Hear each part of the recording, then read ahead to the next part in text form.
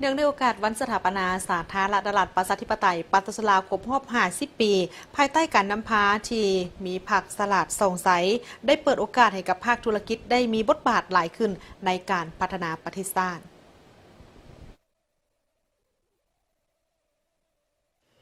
เนื่องในโอกาสวันสถาปนาสาธารณรัฐประชาธิปไตยประชาชนลาวครบรอบ50 ปี ซึ่งเป็นวันที่มีความหมายความสำคัญในประวัติศาสตร์อันสำคัญของชาติลาวเฮา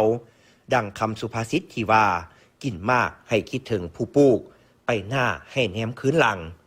ตลอด50 ปีภายใต้การซี่นำพาของพรรคประชาชนปฏิวัติลาวได้ขับเคลื่อนพัฒนาทุกด้านเพื่อยกระดับชีวิตการเป็นอยู่ของประชาชนและสร้างความมั่นคงให้ประเทศชาติและเปิดทางให้ภาคธุรกิจมีบทบาทหลายขึ้นในการพัฒนาประเทศชาติปริญญาเอกเมฆสว่างพรหมมาลีประธานสมาคมการค้าร่วมมือลาวจีนได้แสดงความรู้สึกต่อวันดังกล่าวว่าในนามสมาชิกพรรคสมบูรณ์ผู้หนึ่งก็ได้เป็นเจ้าการในการพันขยายตามแนวทางนโยบายของพรรคที่เน้นให้มีการพัฒนาเศรษฐกิจสีเขียวการยกสูงบทบาทของภาคธุรกิจในการดึงดูดการลงทุนเข้ามาประเทศเพื่อให้มีเงินตราสำรองเพิ่มขึ้นและอื่นๆ50 ปีที่ผ่านมาถือว่าประสบการณ์เนาะของภาครัฐบาลรวมทั้งหัวหน่วยธุรกิจแล้วก็ได้ชี้แจงให้เห็นข้อดีและข้อคงค้างเนาะจุดดีของประเทศเฮาก็มีหลายอย่างซึ่งปัจจุบันนี้การพัฒนาทางด้านเศรษฐกิจเนาะก็ได้กระโดดก้าว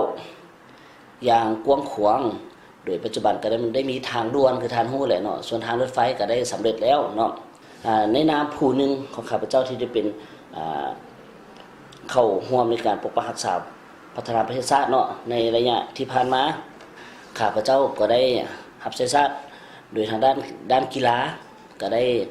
คัดเลือกและได้รับรองจากสหพันธ์ดอกปีไก่แห่งชาติให้ไปแข่งขันกีฬาดอกปีไก่หรือว่าซีเกมปี 2015 ที่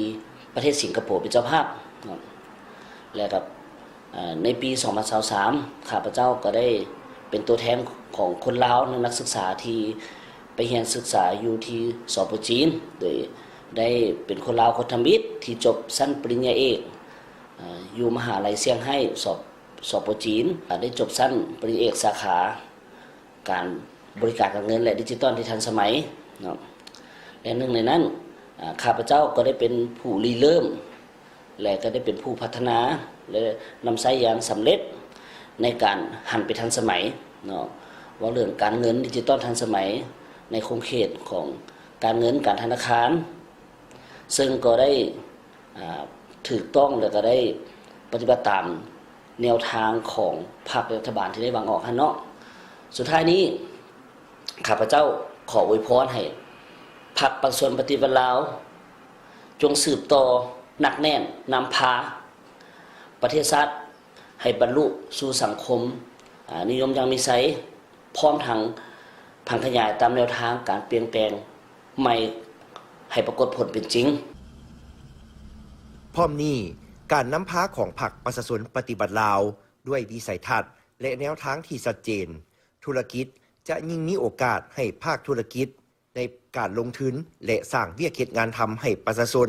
ในการขับเคลื่อนเศรษฐกิจของชาติเพราะนักธุรกิจเป็นกำลังสำคัญที่ช่วยสร้างเวียกเฮ็ดงานทำของประชาชนลาวบรรดาเผ่าสร้างหัวหน่วยการผลิตประกอบส่วนในการพัฒนาเศรษฐกิจของชาติท่านางอานิตศรีวิสัยประธานบริษัททเวลพัฒนากสิกรรมครบวงจรและผลิตภัณฑ์ลาวจำกัดผู้เดียวกล่าวว่า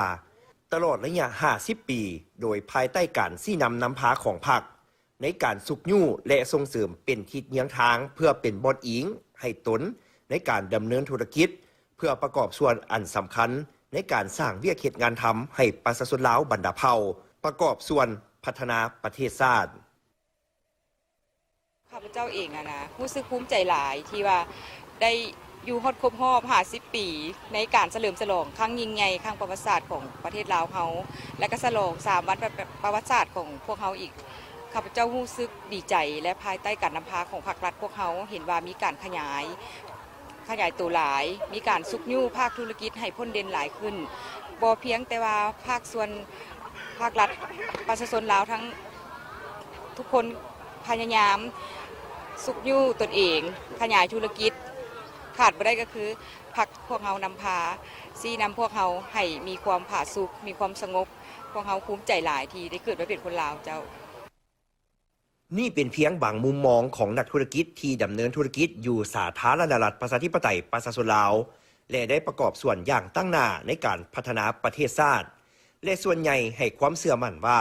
การดำเนินตามนโยบายพรรคและรัฐทั้งเป็นความรับผิดชอบและเป็นโอกาสในการสร้างธุรกิจให้เติบใหญ่เคียงคู่กับการพัฒนาประเทศชาติเพื่อลดผ่อนการนำเข้า